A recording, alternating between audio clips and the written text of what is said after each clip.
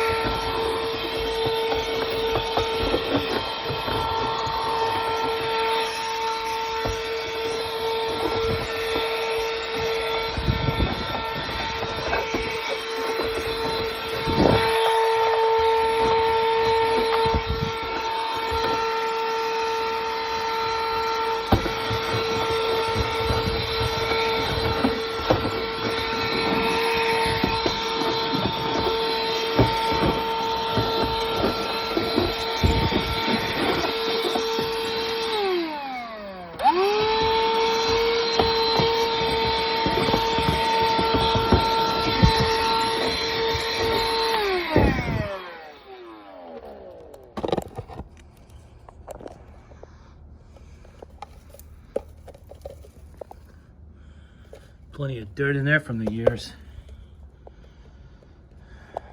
And so while I was thinking about all these screws and putting them back in, I came to mind that it might be a good idea for me to go ahead and just put the screws back down in all the spots that they go, because I don't really think the carpet is going to need to be screwed down, and this brand new carpet isn't going to be going anywhere.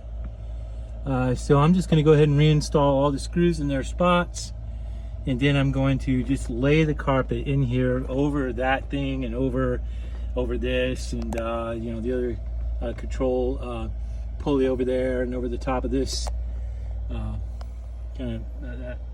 over top of that fire extinguisher and that hose that rises up right there. And I think we'll be good. The old carpet was screwed down, but I think that's just because it's so old. So we can get this cleaned up a little bit more, and that's what we'll be doing.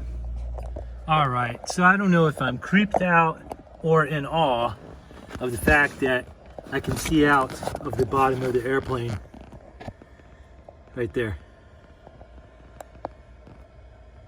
So yeah, there's that. Look at all the, you can see I can see through. See the light coming in the bottom? Interesting. So, what's under here?